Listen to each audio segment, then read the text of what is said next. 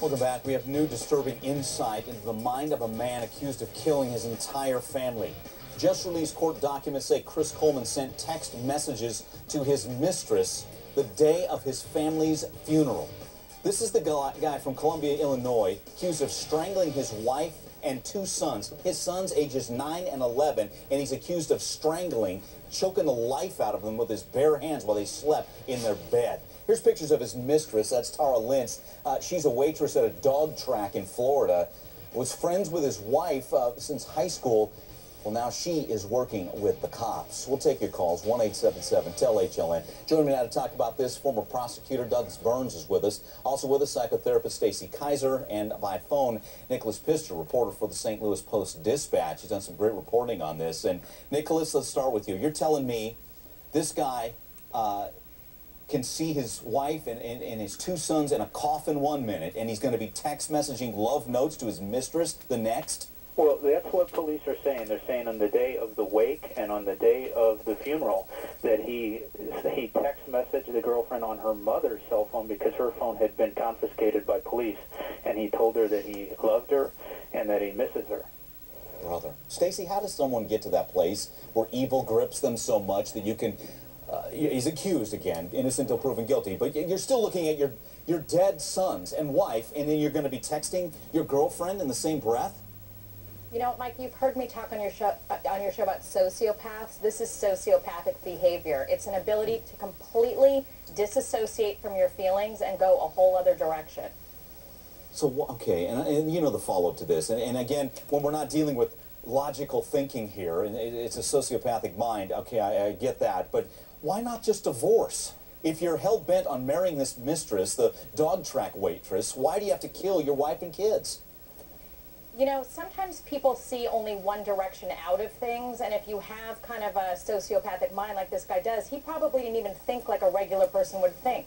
So he was thinking of the path that would be the least ultimately consequential for him, and this way he doesn't have to pay alimony, he doesn't have to deal with messy divorces, he just figured he could get away with it. Do you think because he worked for Joyce Meyer Ministry, which is a very popular ministry, that played a part as well, that maybe he didn't want the stigma of divorce in the midst of that? So he goes, again, that type of thinking? You kill instead? Yeah, I think there's really a good chance of that. But, you know, what I have found in people like this is they really do what they think they can get away with. And I think that he thinks that he can get away with it. Yeah, I thought anyway. Let's talk about this fake plot he conjured up. Nicholas, help me out here. So this is the way I'm gathering that he set the stage for this, that he was trying to, and it was all fake, that some crazed fan wanted to get to Joyce Meyer. Couldn't get to her, so then the fan was going to get to him, her bodyguard. Couldn't get to him, so then next becomes the target's the family. Is that the way he laid this out there?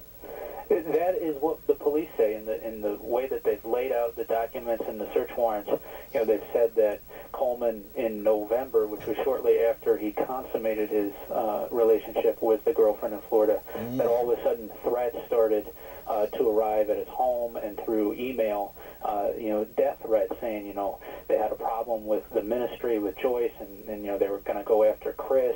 And then, you know, all of a sudden, you know, envelopes started arriving at the home, and police say that they've been able to trace at least the email threats back to Chris Coleman. So he's plotting the death of his wife and kids for 6 months? That's what you're saying here, Nicholas? That is what police say, yes. Yeah, police certainly say that. Let's bring in our attorney, Doug Burns. Doug, from my layman's point of view, I'm sure many of our viewers, this looks like a slam dunk, isn't it? Oh, absolutely. I mean, he made every mistake in the book, Mike, and you're so right. First of all, and this is amazing, it's really like a Columbo TV show point. He spelled the word opportunity wrong in a number of emails in the threats, Mike. And of course, he had spelled that word wrong in many, many prior emails. Next, the handwriting comes back to him. Next, the threat messages, as you guys have been discussing, come back to his computer, which is amazing.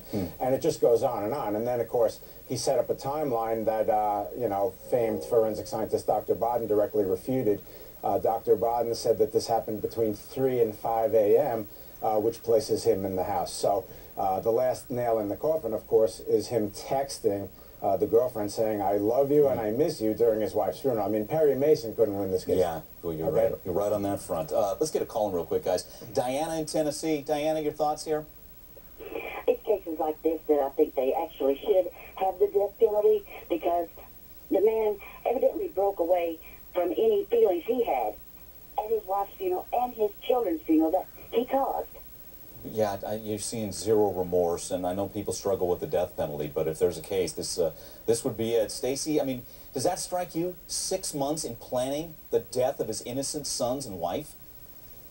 You know, it doesn't surprise me at all. This is the kind of behavior we see with sociopaths. They really don't think logically. That's why he's made a lot of mistakes. Everything is out of emotion. And so he sort of was emotionally plotting how he was going to go about this throughout that block of time. Yeah, you know, and there's other evidence when we talk about a part of it, his fake plot. He set up home surveillance to keep everybody safe. Well, this surveillance caught him leaving the house at 5:43 a.m. His first call to his house to check on everybody was 1 minute later.